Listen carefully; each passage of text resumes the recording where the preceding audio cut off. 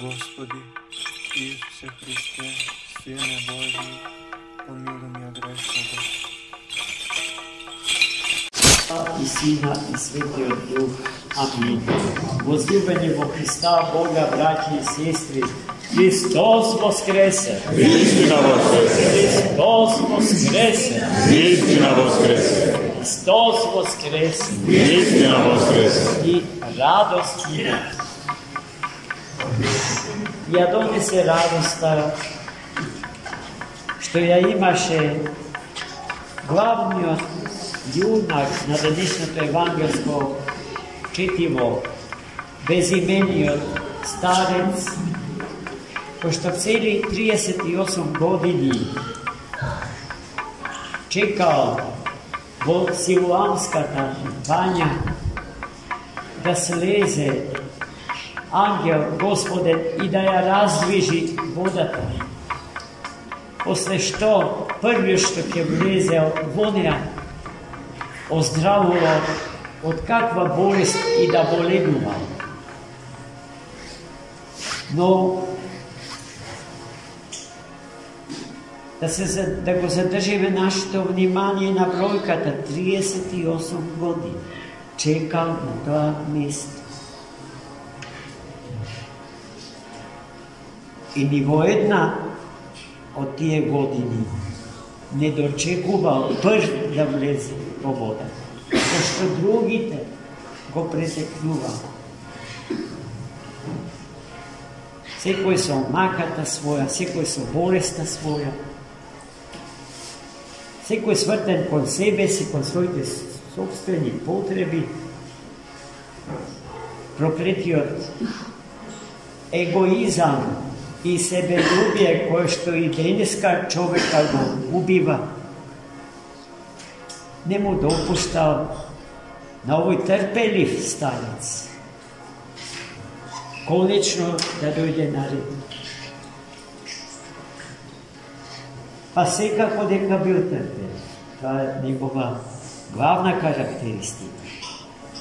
38 цели години безуспешно да чекате. Тоа е невидено трпение или ретко видено трпение. А трпението како христијанска добродетел произлегува од мајката на сите христијански добродетели, од љубовта, браќа и сестри, од љубовта кон Бога и верата во Бога. Сето тоа Христос го знаеше кога дојде во Силуамската бања, засводена со 7 требови, преполна со болни. Таа бања и денеска постои во Ерусалим. И секој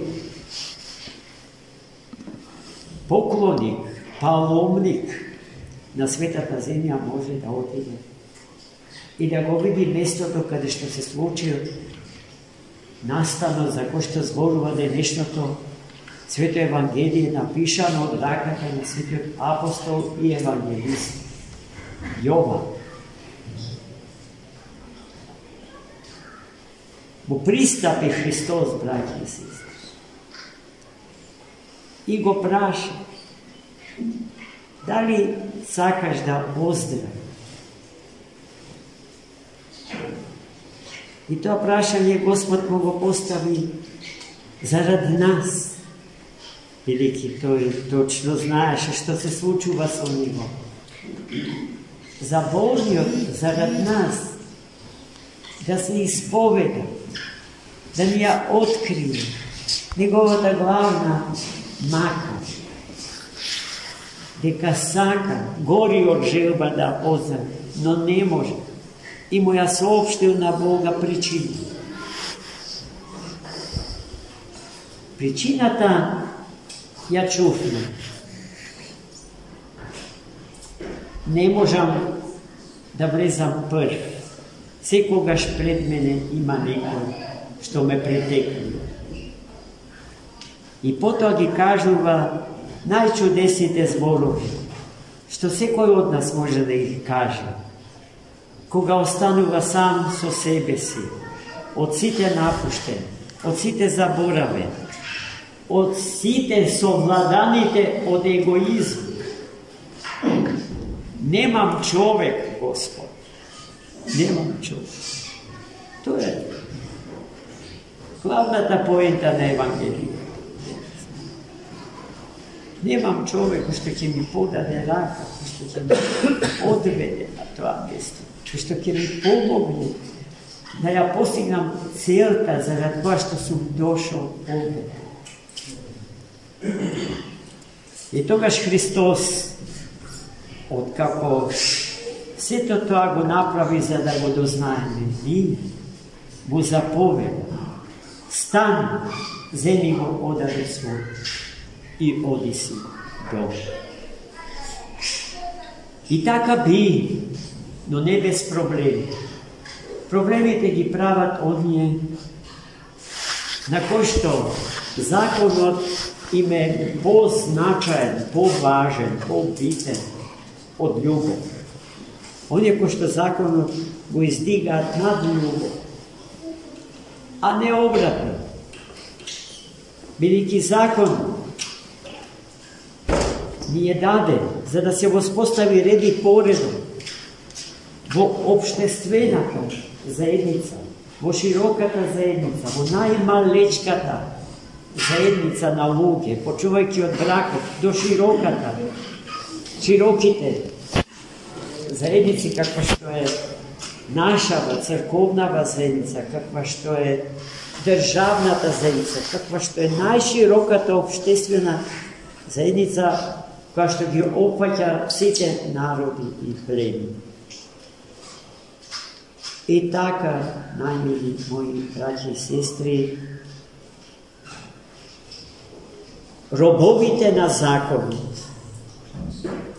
оние кои што законот го држат во своите раце за да ја покажат својата собствена сила и моќ,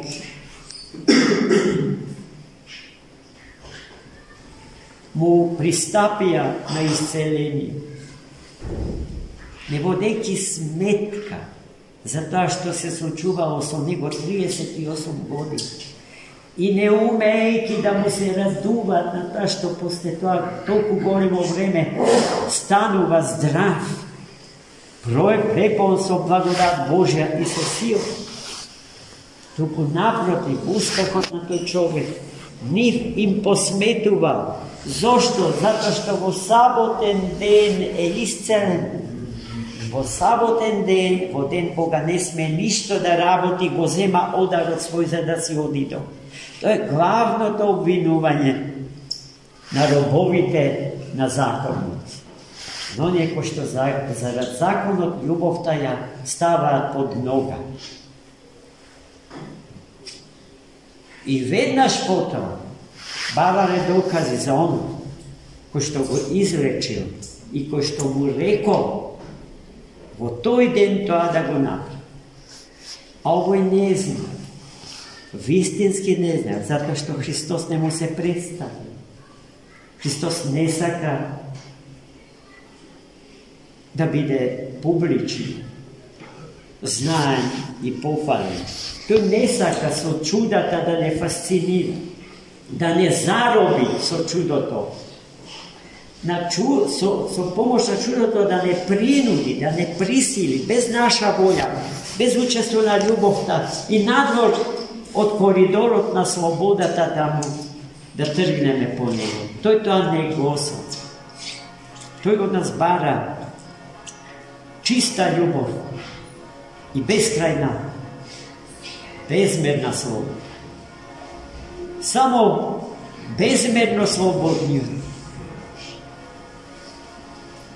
и длабоко љубовниот човек може, уме да го познае Христос и сам по своја собствена воля да тргне по него. Такви Господ не сака. А присилените не ги сака, брати. Они кои што со страх му приоѓаат, не ги сака. Тој не сака преплашени луѓе како зајаци, не сакаш, луѓе полни со омраза, со загубена љубов, да му приобјаат. Тие не се способни за живот и за соживот со Бог. Бидејќи да љубите некого, значи вистински да живеете. И оној кој што вистински живее, вистински љуби. Тој знае да сострадува. Во случајот на сите околу болниот старец имаме отсуство на љубов. Отсуството на љубов изворува за отсуството на живот.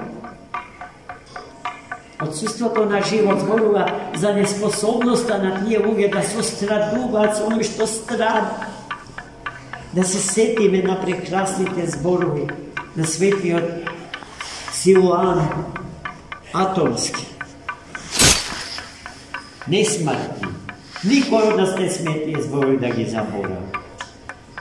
Ако сакате, вели Атонскиот старец, да знаете колку љубите, прашајте се колку страдате. И ако сакате да знаете колку страдате, прашајте се колку љубите. Христос Господи Исусе Христе, Сине Божи, помилуй меня грешного.